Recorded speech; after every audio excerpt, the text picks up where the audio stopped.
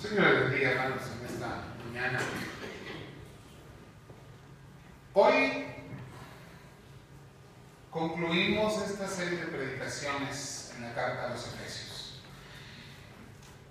Y damos gracias primeramente al Señor porque creo que revisar todas las diferentes riquezas de la gracia del Señor contribuye a nuestro crecimiento espiritual, contribuye a nuestra seguridad en Cristo y a una mejor y mayor conciencia de la vida que el creyente debe vivir en su Señor y en todas las riquezas que nuestro Señor Jesucristo ha ganado y ha otorgado, ha puesto en nuestra vida para bendecirnos y para hacernos prosperar.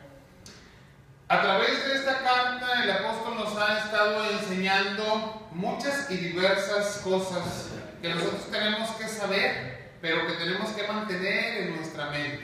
Todos esos valiosos recursos que nuestro Dios nos ha dado a través de su gracia, y nos ha dado principios doctrinales muy específicos, muy marcados para nuestra vida, para que tengamos una base muy sólida en la cual caminar. Y en esta última parte ingresa en este tema con una frase muy específica y dice a manera de resumen: por lo demás, hermanos. Hay muchas cosas que todavía tenemos que aprender. Hay muchas otras circunstancias que no han sido tocadas en estos temas que hemos venido recorriendo. Hay muchas otras áreas de nuestra vida que no están bien especificadas en esta carta. Pero hay una máxima de enseñanza. Todo lo demás, todas las diferentes circunstancias de nuestra vida tienen que estar fortalecidas en el Señor. Y esto es algo, hermanos, que no podemos olvidar. Después de todas las enseñanzas espirituales, de todas las enseñanzas para vida que el Señor deja en cada uno de nosotros, nos dice cualquier otra circunstancia que de una manera específica no está aplicada aquí en el contexto y en la letra de esta carta, de esta valiosa carta a la iglesia, deben de ser tomadas en cuenta en la fortaleza que Cristo ha puesto en nuestras vidas. Y esto es parte de las riquezas de la gracia de nuestro Señor. Al terminar esta carta, uno de los puntos fundamentales que el apóstol quiere dejar en nuestras vidas es que como creyentes no podemos ser pasivos. No es el ser creyente como el ser un tronco que flota sobre las olas y que va de un lado para otro. Nosotros ciertamente estamos inmersos en la gracia del Señor, pero como creyentes también hemos aprendido que parte de la gracia deja en nosotros la responsabilidad de una respuesta de amor, de agradecimiento al Señor por todo lo que Él nos ha dado. Porque el creyente, ese miembro del reino de Dios que somos tú y yo, no podemos ser solamente pasivos y estar cómodamente sentados y pensar que no hay ninguna circunstancia ni problemática a nuestro alrededor. No. Por eso el Señor dice, todo lo demás hay que pasarlo, hay que vivirlo, habrá que sufrirlo quizás, pero todo en la fortaleza que nuestro Señor Jesucristo da a cada uno de nosotros. Ciertamente en la vida del creyente hay situaciones difíciles. Y el enemigo, sabemos, está a nuestro alrededor y anda como león rugiente buscando a quién devorar, buscando ver quién se deja morder. Podría ser una muy buena traducción. Porque la verdad es que las situaciones de nuestra vida son las que le abren la puerta al enemigo y tenemos que saber cómo confrontarlo, cómo enfrentarlo bajo la gracia del Señor en la cual estamos, la gracia de Dios que cubre nuestra vida. Por eso nuevamente leo esta porción. Por lo demás, hermanos, fortaleceos en el Señor y en el poder de su fuerza. ¿Cómo hacemos esto? Sigue diciendo el apóstol: vestíos de toda la armadura de Dios para que podáis estar firmes contra las acechanzas del enemigo. Leíamos hace un momento en la lectura devocional, ahí en la carta a los Colosenses, que la vida del creyente es transformada y esto se asemeja a ser vestidos o cambiados de nuestro vestido. Es decir, los harapos, la ropa sucia que teníamos en nuestra vida, en nuestra antigua manera de vivir, sin Cristo y sin esperanza, ha sido transformada completamente. Y ahora caminamos en una novedad de vida que se asemeja a una nueva vestimenta que el Señor ha puesto sobre nosotros. Y sabemos que esta vestimenta nos habla del carácter espiritual de la transformación, pero por el contenido de la palabra del Señor sabemos que no solamente se manifiesta en lo espiritual, que debe haber un reflejo directo en lo que la gente puede ver en nuestra vida. Que nuestra vestidura blanca y nueva debe verse alrededor. Es parte de nuestro testimonio de la fe que tenemos en Cristo Jesús. Pero si nos quedáramos solamente con esto, sería como decir, bueno, no hay circunstancias negativas en mi vida y me sigo de frente y sé que mi vestidura blanca se va a mantener. Sin embargo, la palabra nos lleva a estar conscientes de que necesitamos estar revestidos de una armadura. Que necesitamos estar con esa armadura firmes, porque ciertamente el enemigo, el padre de mentira, va a estar sobre de nosotros buscando alguna circunstancia, algún momento, algún error, alguna falta de la armadura del Señor en nuestra vida para atacarnos. Y no podemos negar esta realidad. La palabra nos dice que tenemos una lucha espiritual. Ciertamente nuestra lucha no es contra carne y sangre, nos dice, pero existe una lucha de carácter espiritual contra esas huestes de maldad. Y muchas veces evitamos tocar el tema del enemigo, evitamos tocar el tema de Satanás. Hay razones buenas por lo cual no hacerlo, no tenemos por qué darle mayor importancia, porque sabemos que está vencido. Mas, sin embargo, es una realidad que nuestra vida en la carne tiene una lucha constante y espiritual, porque está buscando la manera de hacernos caer. Pero no podemos entrar o no podemos llegar a posiciones extremas como iglesia. Algunas personas llegan a ver a Satanás en todos los aspectos de su vida. Y entonces, cuando agarramos una gripa, decimos que es la culpa de Satanás. Cuando tenemos una enfermedad cualquiera que sea, le queremos echar la culpa a Satanás. Y todas las situaciones adversas todas las tragedias vienen, todas las situaciones adversas provienen del enemigo. Y hay que tener cuidado con esto. No es verdad. Esto no es verdad. Muchas situaciones de enfermedad en nuestra vida es el Señor el que las pone. Y son circunstancias con las cuales prueba nuestra fe y prueba nuestra vida.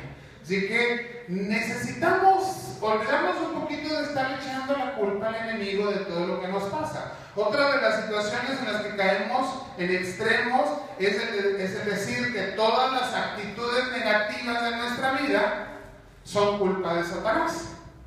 ¿Dónde queda la capacidad que en Cristo y como nuevas criaturas tenemos de poder elegir lo bueno y lo malo? Sin Cristo no teníamos posibilidad de escoger lo bueno. En Cristo tenemos la capacidad de escoger lo bueno. Y sin embargo, muchas veces como creyentes, yo diría que la mayoría de las veces, no escogemos lo bueno, no escogemos lo que sabemos que al Señor le agrada. Y esto es nuestra decisión. No es el enemigo. Así que no hay que extremar en esta área. Muchos otros nos la pasamos viendo a Satanás en tantas situaciones a lo largo de nuestra vida y decimos que el Satanás es la televisión, que Satanás son objetos de adornos, que Satanás son programas infantiles, que son películas, que es la música, y no es así. Porque la cultura del hombre, que ciertamente proviene de una mente reprobada y caída, no proviene de Satanás, sino de nuestra propia concupiscencia. Es nuestro propio pecado el que produce todo este bagaje cultural, y no todo es malo, porque también en esa cultura que tenemos está la imagen del Señor distorsionada, caída por el pecado, pero sigue estando presente porque el Señor nos creó a su imagen y semejanza. Entonces hay que ser un poquito más conscientes de la responsabilidad que tenemos como seres humanos, y más aún como creyentes. Dejemos de echar la culpa a Satanás y pongámonos a revisar que no hemos hecho, que no hemos obedecido, que no hemos guardado, que no hemos cuidado lo que el Señor nos ha demandado en su palabra. Y todo esto trae consecuencias específicas. Cerrando este paréntesis, tenemos que volver a decir, sí, el enemigo está atacando nuestra vida. Sí, va a aprovechar todas esas circunstancias a nuestro alrededor que fruto del pecado, fruto de una cultura que está afectada por el pecado, se van a manifestar como oportunidades, o lo que conocemos como tentaciones, para que caigamos. Y ayer me llamaba la atención algo que había escuchado muchas veces y que es muy cierto, y que compartía nuestro hermano Raimundo con los jóvenes. Decía, el problema no es, lo decía en otras palabras, ¿verdad? Disculpame, si está equivocadamente, no te veo, ¿dónde está Raimundo?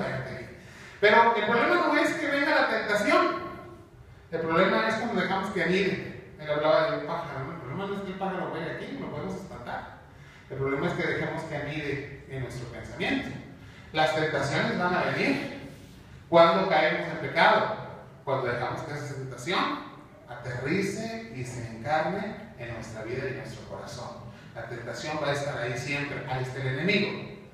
Y para eso el Señor nos dice que nuestra lucha no es contra carne y sangre. Necesitamos estar conscientes de que nuestra lucha es de índole espiritual y que la situación espiritual, esa lucha espiritual, no está afuera, no es algo que tengo que ir a reprender allá, sino que tengo que reprender aquí, en mi propio corazón, en mi propia vida, en mi actitud, en mi pensamiento. Pero que todas las armas y todas las herramientas para estar robustecidos, para estar fortalecidos en el Señor, ya me han sido dadas. ¿En qué? Precisamente en las riquezas de la gracia del Señor en mi vida. Hemos sido llamados a ser como soldados. Yo me acuerdo hace mucho que no escucho a los niños cantar este canto de Somos Soldados de Jesús. Ya hasta nos ponían a marchar chiquitos y decíamos, somos soldados de Jesús y Él es nuestro capitán y vamos marchando detrás de Él, ¿verdad?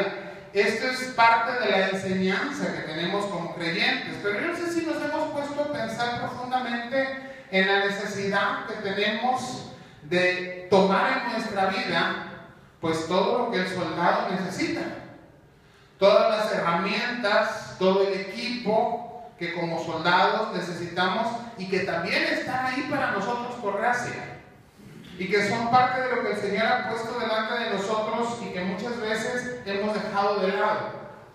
Y el otro extremo es sentirnos envalentonados, como ahora soy el hijo del rey. Y nos encanta muchas veces este canto, ¿verdad? Que nos anima mucho a sentirnos bien con nosotros mismos. Pero no se nos olvide que sin el Rey no somos nadie. Si somos hijos de ese gran Rey, tenemos poder por ese gran Rey. Tenemos capacidad por ese gran Rey. Entonces no puedo irme a la guerra sin armas. ¿Por qué? Porque yo soy poderoso y tengo en mí. No. Necesito las herramientas y las armas que el Señor ha puesto en mi vida. Y vamos a ver cómo muchas veces las hacemos a un lado, las dejamos para después o ni siquiera las tomamos en cuenta para cuidar de nuestra propia vida. Por eso el apóstol tiene que hablarnos, o el Señor a través del apóstol tiene que hablarnos de las armas de nuestra milicia. Y el apóstol va a usar la figura del soldado romano. El soldado romano, ¿por qué? Porque quien él está escribiendo cultural, temporalmente, pues tiene esa imagen. Conocen al soldado romano, saben cómo viste un soldado romano y cómo usa cada una de las herramientas y de las partes que forman esa coraza que le cubre y que le protege. Sin la cual sigue siendo un ser humano común que puede ser lastimado fácilmente por el enemigo. Y el Señor nos llama a que nuestra actitud sea una actitud defensiva. Una actitud defensiva no es esperar a que llegue el enemigo y nos ataque y a ver cómo salimos. O no es esperar a que nos ataque ni aún teniendo la seguridad de que vamos a salir victoriosos, sino estar preparados, siempre listos para enfrentar cualquier situación o ataque que venga hacia nosotros. Y entonces, tomando esta figura del soldado romano, va a empezar a desglosar las distintas partes de la armadura y nos deja una enseñanza muy específica de cómo la gracia del Señor reviste nuestra vida, ha puesto delante de nosotros todo lo necesario, todas las herramientas, y tenemos que tomarlas, aprovecharlas, vivirlas para salir triunfantes en esa batalla continua que tenemos y que es, vuelvo a repetir, de un carácter espiritual. ¿Cuál es el primer elemento que toma de esta estructura del ropaje, de la vestimenta del soldado romano? Dice que debemos ceñirnos con el cinturón de la verdad. El creyente debe estar asegurado en una verdad, no en nuestra verdad, sino en la verdad absoluta del Evangelio de nuestro Señor Jesucristo. Pero esa verdad no es solamente un conocimiento que está en nuestra mente, y me atrevería a decir que ni siquiera un conocimiento que ha llegado y se ha regado en nuestro corazón. Tiene que ser una integridad en nuestra propia vida. Una verdad del Evangelio que está tan encarnado, tan arraigado en nuestro ser, que produce una actitud, que produce un comportamiento que manifiesta la verdad en nuestro actuar día a día. Esa integridad personal que debe haber en el creyente. Porque ese va a ser el primer lugar en donde el enemigo nos va a atacar. En donde puede haber en nosotros falta de integridad. En donde puede haber en nosotros que lo que proclamamos, la fe que profesamos, la verdad del Evangelio que decimos que creemos y que tenemos, no es parte de nuestro propio vivir. No es el testimonio de nuestra vida. Recordemos que Satanás es padre de mentira. Y entonces la mentira en nuestra vida, ¿qué produce? Una puerta abierta para que el enemigo venga y ataque. Y no quiere decir que va a venir alguna persona a confrontarnos. Eso no es absolutamente necesario. El simple hecho de que la mentira está arraigada en nuestro corazón, porque nuestra fe o nuestro conocimiento de la palabra, nuestro vivir cotidiano de esa palabra no coinciden, ya es una mentira activa en nuestras vidas. La mentira no es necesariamente lo que decimos. Podemos estar mintiendo con nuestra forma de vivir. Por eso tenemos que estar ceñidos de esa verdad de Jesucristo. No solamente para cubrirnos, sino para que sea aquella con lo cual vivimos continuamente. ¿Cómo esto afectaba al soldado? Cuando las vestimentas no estaban bien ceñidas al cuerpo, pues fácilmente podían volar y moverse de un lado a otro. En el fragor de la batalla, en ese encuentro cuerpo a cuerpo, una ropa suelta era fácilmente tomada por el enemigo y de un jalón ibas a dar al piso. Y ya en el piso el enemigo puede hacer contigo lo que mejor le parezca. ¿Qué pasa si no estamos ceñidos con la verdad? Va a haber siempre un espacio en nuestra vida donde el enemigo pueda atacar y decir, mira, aquí estás fallando. Aquí es donde tu Padre Celestial se avergüenza de ti. Aquí es donde estás dando un mal testimonio. Aquí es donde no estás viviendo la verdad del Evangelio. Aquí es donde estás viviendo tu gran mentira. Y entonces empezamos a ver creyentes deprimidos, creyentes que no participan fervorosamente de la vida en Cristo, creyentes que no están rendidos completamente a la gracia del Señor y que no viven vidas triunfantes, gozosas, en plenitud. ¿Por qué? Porque el enemigo les tiene agarrados. del ropaje que está suelto, de la mentira que vivimos. Tiene que haber una integridad personal en la vida del creyente. Pero este cinturón de verdad es parte de la gracia de Dios en nosotros. El Señor ya ha hecho todo lo necesario, no se te olvide. Ya ha puesto todo para tu salvación. La verdad del Evangelio es una realidad en ti. ¿Qué tenemos que hacer? Lo decíamos ahí en mediación de esta serie de predicaciones: aprender a vivir en esa gracia de Dios, continuamente confiando en que el Señor me perdona, me restaura, me levanta y me permite seguir, que no depende de mí, sino de la gracia que ya ha puesto en mi vida. En segundo lugar, y en el versículo 14, en la segunda parte, nos habla de una coraza de justicia. Y si bien el creyente ya ha sido declarado justo, el ser declarados justos es parte de la gracia, de las grandes riquezas de la gracia del Señor en nuestra vida, porque es la justicia de Cristo la que nos ha sido imputada, la que ha sido puesta sobre de nosotros. Este versículo se refiere a una justicia práctica. Estamos hablando de lo que en el creyente produce la gracia. Y esta justicia práctica debe ser parte de ese carácter del creyente. Esta justicia está relacionada con nuestro estilo de vida. Pero un estilo de vida justo es un estilo de vida que está apegado a la santa ley de Dios. Cuando no hemos aprendido a vivir bajo la ley de Dios, cuando vivimos fuera de esa ley, cuando actos de nuestra vida están fuera de esa ley, no solamente estamos faltando al mundo anterior, estamos viviendo una mentira y entonces nuestra vida no está ceñida, sino que además estamos violentando la justicia de Dios. Dios te ha declarado justo, pero tú con tu vida dices: yo no quiero vivir la justicia de Dios porque no quiero vivir bajo la ley que Dios me ha dado. Y no reconocemos que es la gracia de Dios la que nos ha dado la justicia. Que la ley de Dios es parte de la protección para nuestra vida. Que la ley de Dios protege tu vida, tu corazón, tu familia, tu integridad, protege tu trabajo, protege todo lo que eres. El aprender a vivir bajo la justicia de Dios, en esa justicia de Dios, te da una protección que cubre de una forma amplia la vida del creyente. Esa coraza que viene siendo el peto, aquello que cubre el pecho del soldado y que impide que esta parte del cuerpo que tiene los órganos vitales, decimos, sea atacada.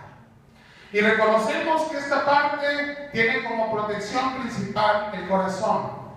Y el Señor nos dice que sobre toda cosa guardada, guardemos nuestro corazón, porque de él, dice la palabra, emana la vida.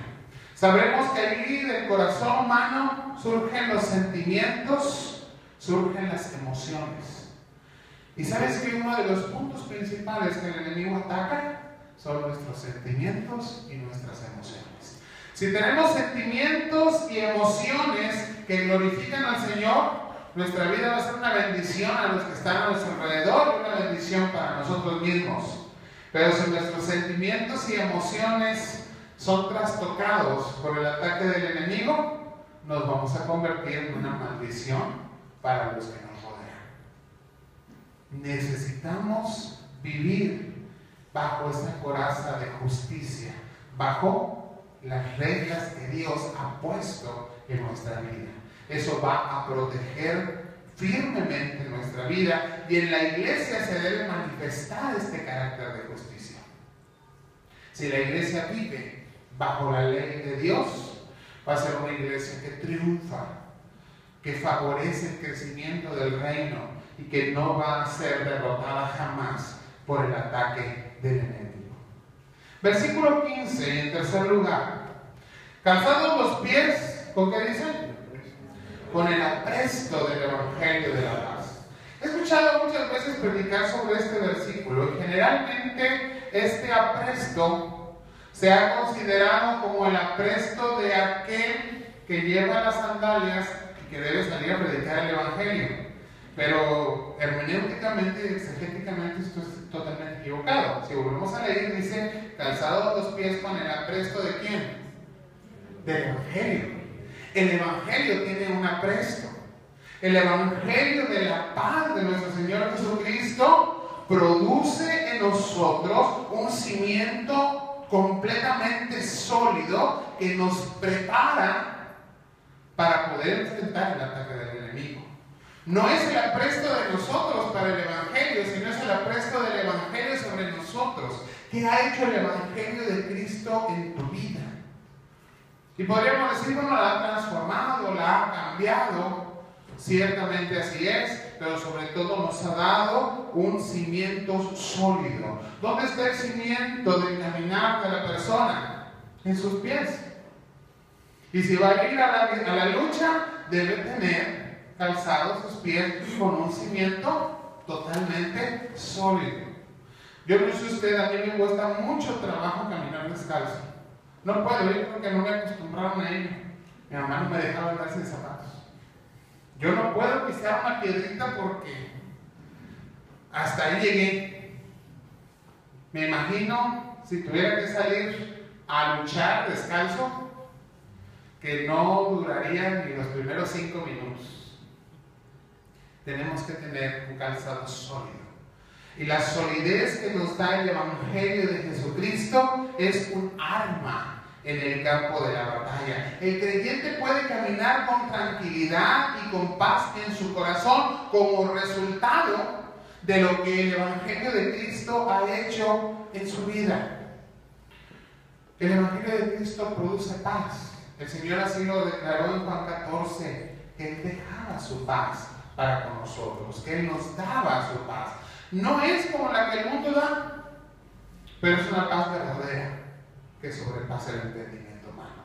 Esa paz del Evangelio debe ser el cimiento de nuestra vida, el cimiento de nuestra decisión, el cimiento de nuestro caminar, el tener la seguridad de salvación en nuestro Señor Jesucristo, el saber que el Señor lo ha dado todo por mi vida, el saber que Él dejó todo por hacerse como yo para salvarme.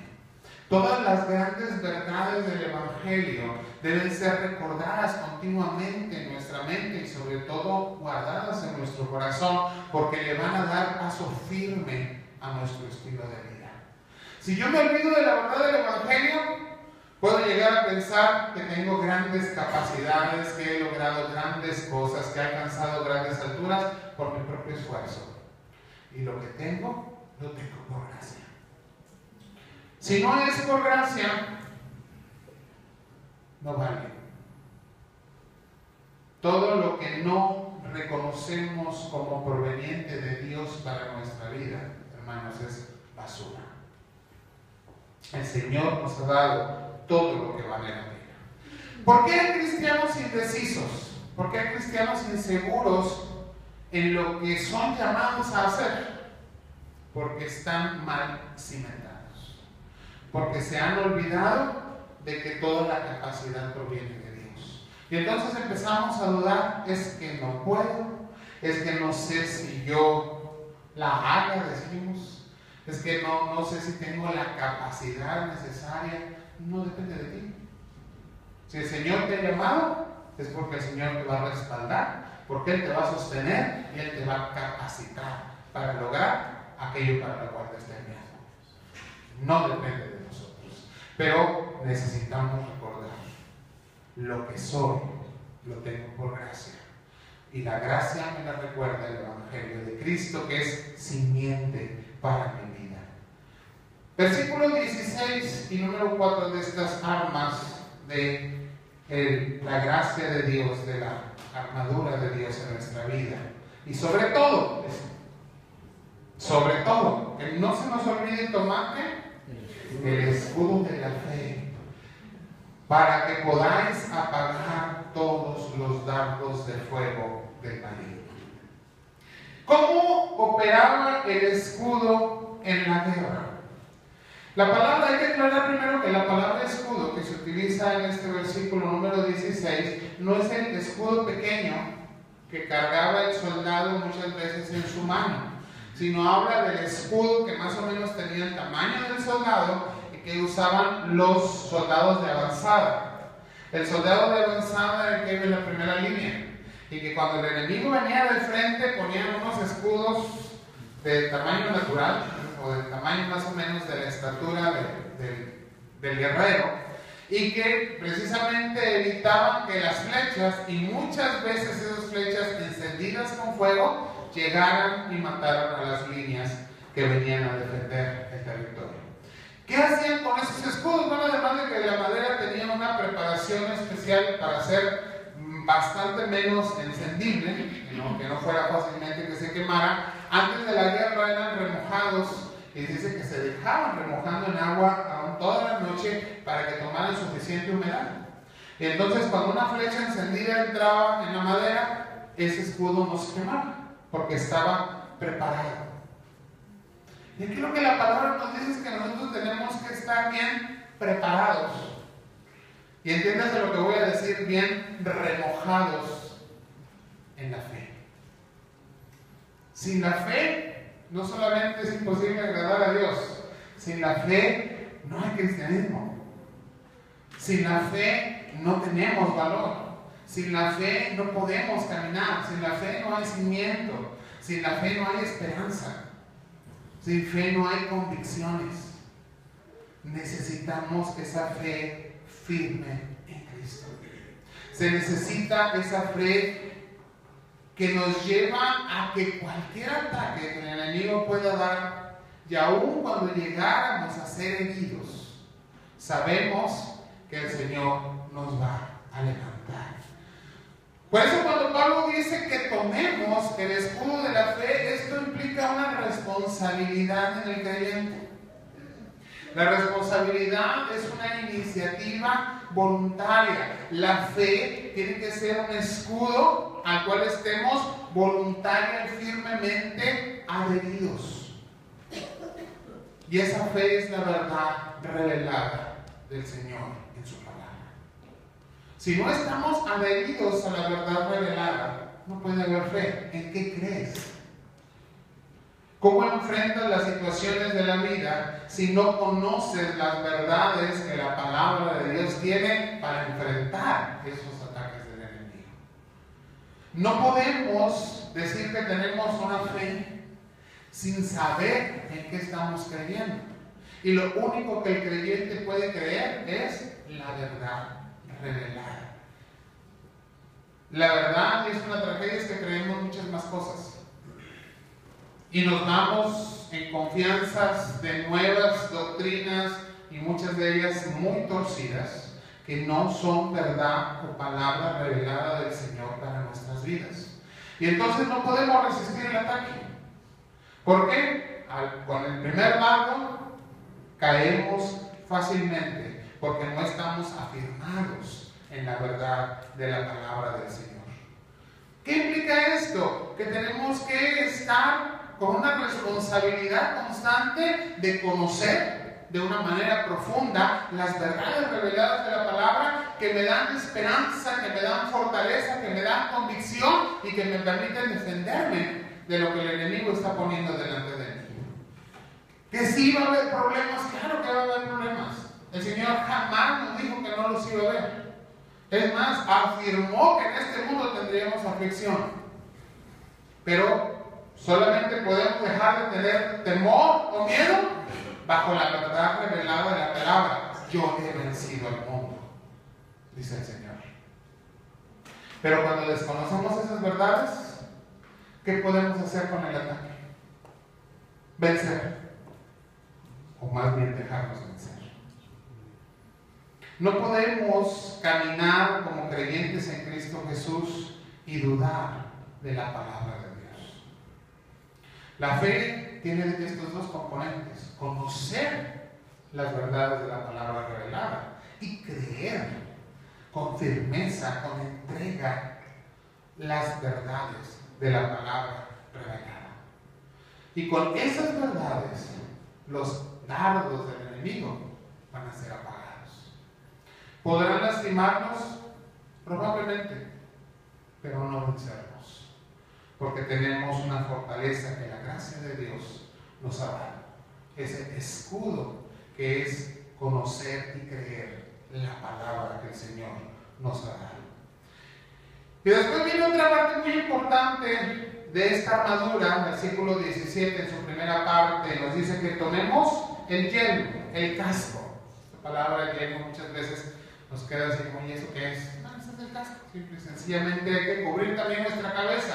Pero fíjese con qué une el apóstol la palabra yelmo o casco. Nos dice que es de la salvación. Y nuevamente nos trae a la certidumbre y a la verdad de que es la salvación por gracia de Cristo Jesús lo que protege profundamente nuestra vida. Todos mis pensamientos tienen que estar protegidos por ese casco de la salvación. ¿Dónde es donde el enemigo va a atacar más seguidamente al creyente? En los pensamientos. Porque nuestros pensamientos se alimentan de todo lo que está a nuestro alrededor. Y cada día tomamos el periódico, leemos una revista, prendemos la televisión, escuchamos conversaciones y nos llenamos de tanta información que puede distorsionar nuestra seguridad de que somos salvos por la gracia de Cristo. Y olvidarnos de que la salvación no incluye solamente el alma, como equivocadamente lo enseñaron los misioneros, que la salvación incluye todo tu ser, todo lo que eres. El Señor vino a salvar seres humanos completos, no solamente almas. Que nuestros cuerpos van a ser resucitados y llevados a una gloria diferente, pero que el Señor nos salvó de una manera integral. Y Dios nos permite vivir esa salvación integral desde ahora, transformando nuestros pensamientos, transformando nuestro ser. Pero si dejamos que todo lo que está a nuestro alrededor nos lleve a cuestionar la salvación, entonces tenemos problemas. ¿Qué pensamientos pueden atacarnos? ¿Seré verdaderamente salvo? Es que lo que hice ayer no lo debí haber hecho y me siento avergonzado delante del Señor. ¿Seré verdaderamente salvo? Ya te quitaste el casco de la salvación y dejaste que el enemigo metiera duda en tu vida. Si el Señor te ha llamado a ser su hijo, su hija, y te ha transformado y redimido en la sangre de Cristo, eres salvo. Si has equivocado tu vida, el Señor dice que perdona nuestros pecados, pasados, presentes y futuros. Eso es gracia. Por eso tenemos que aprender a vivir las riquezas de esa gracia. ¿Merezco la salvación que Cristo me dio? Y la respuesta siempre será no. Nadie merecemos la salvación, sin embargo la tenemos. ¿Por qué? Por gracia. No podemos dudar y no debemos dudar de la salvación nunca. Cuando no estamos seguros de la obra de la salvación efectuada en nosotros, somos presa de temores inducidos por el enemigo y somos llevados a un estado de desesperación. El cristiano no puede estar desesperado, porque ¿dónde está nuestra confianza? Está siempre en el Señor. Versículo 17, segunda parte, nos dice: y la espada del Espíritu, que es la palabra de Dios. La espada que aquí se menciona, la Mashaira, es la misma espada de la cual se nos habla en Hebreos capítulo 4. Una espada de 2 filos, una espada bastante pequeña, no era una gran espada de guerra, sino una espada pequeña que se usaba precisamente para producir una herida punzante que abría fácilmente la carne de un lado hacia otro. Incluso la expresión de Hebreos es que esa espada penetra y abre y puede llegar hasta los tuétanos. ¿Sabe lo que es un tuétano? Lo que está dentro del hueso. O sea, es una espada tan filosa que puede partir incluso el mismo hueso. Esa es la verdad de la palabra de Dios. La palabra de Dios que tenemos, que somos libres de leer, que somos libres de estudiar, de escudriñar profundamente y que somos llamados a Él, que es parte de una responsabilidad del creyente. Esa palabra que nos permite discernir lo bueno de lo malo, lo falso de lo verdadero. Si no tenemos esa espada en nuestras manos, no sabemos discernir, no podemos escoger y nuestra vida no va a glorificar al Señor porque vamos a estar continuamente equivocándonos. ¿Cómo podemos adquirir esa espada? No se vende, se adquiere estudiando, analizando, profundizando y tomándonos unos minutitos para leer la Biblia, ¿verdad? Porque si no se los toma, nadie se los va a dar. Usted tiene que administrar su tiempo de manera que le dé a la palabra de Dios el tiempo necesario en su vida. El creyente que ha dejado de leer la palabra de Dios es un creyente que ha perdido el arma principal y fundamental de la defensa de su vida. Aquel que ya no puede decidir qué es lo bueno y lo malo porque ha impedido que la palabra le llene y le guarde. Esta espada, que también podría hablarse de ella como un antiguo bisturí, era usado también en el fragor de la batalla si algún objeto, espada o flecha, quedaba incrustada en alguno de los soldados. Ahí mismo en el campo de batalla se hacía una pequeña operación y con esa pequeña espada de 2 filos se podía abrir la carne de manera de extraer cualquier objeto que estuviera dentro del cuerpo.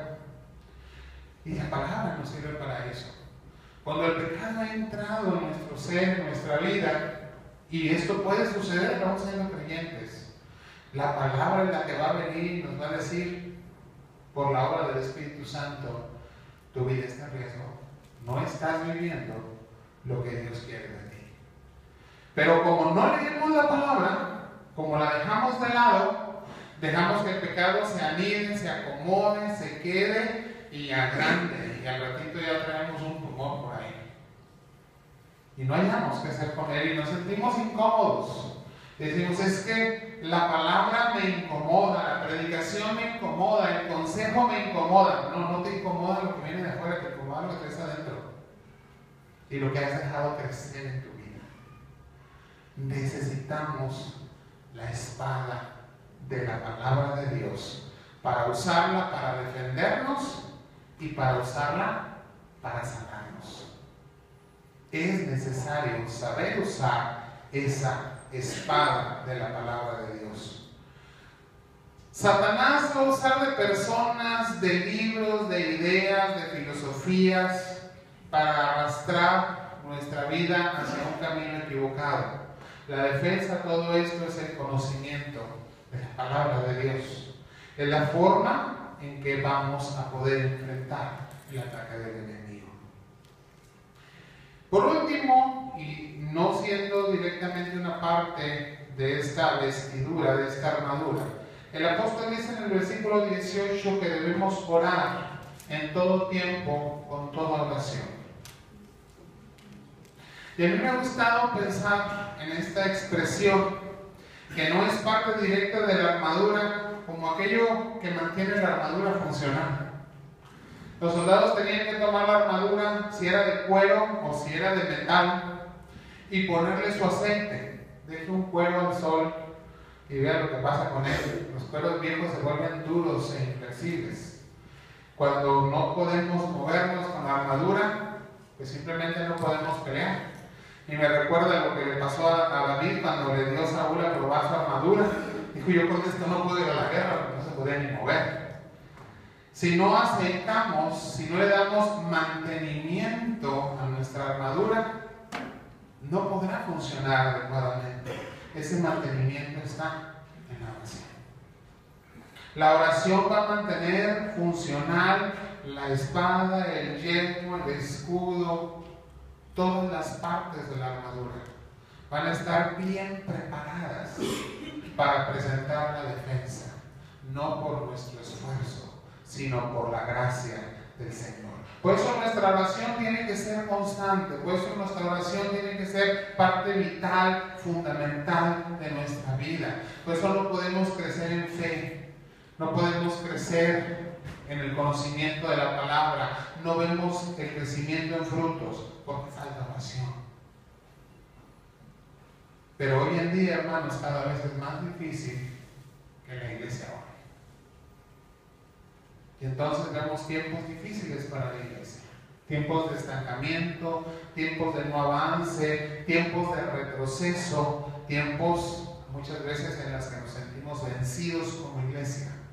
¿Qué le falta a la iglesia? A la iglesia le falta oración. Y tenemos que responder a ese llamado del Señor. Termino.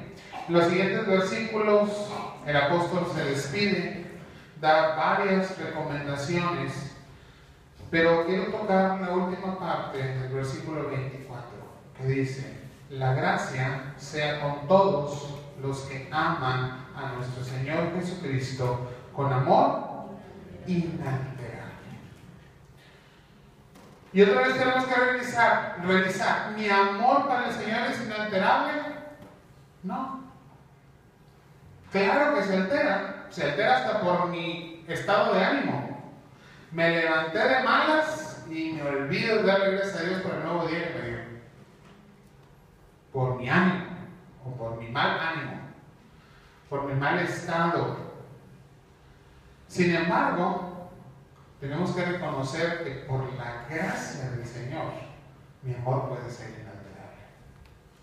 ¿Por qué? Porque lo que tenemos y lo que somos lo hemos recibido por gracia.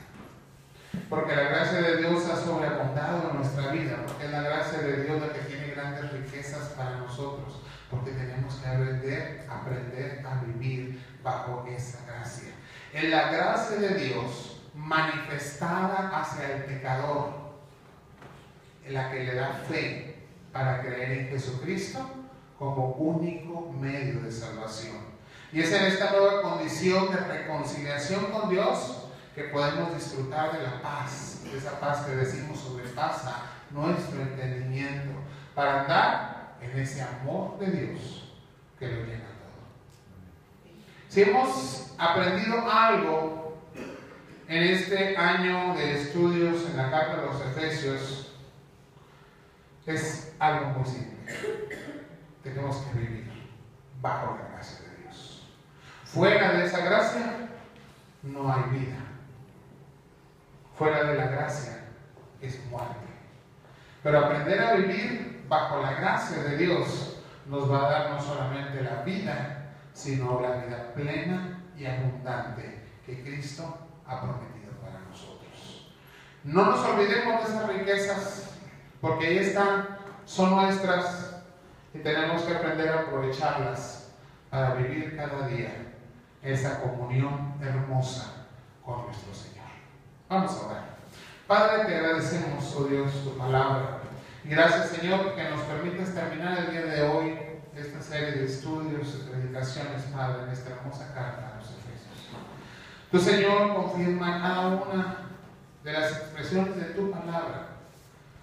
Y perdona, Señor, si hemos equivocado la interpretación de ella, pero es tu Espíritu el que va a poner tu palabra en nuestro corazón y nos va a convencer, Señor, y a transformar en ella. Te pedimos, pues, Señor, que tú soportes la enseñanza y la pongas firme en nuestro corazón. En Cristo Jesús. Amén.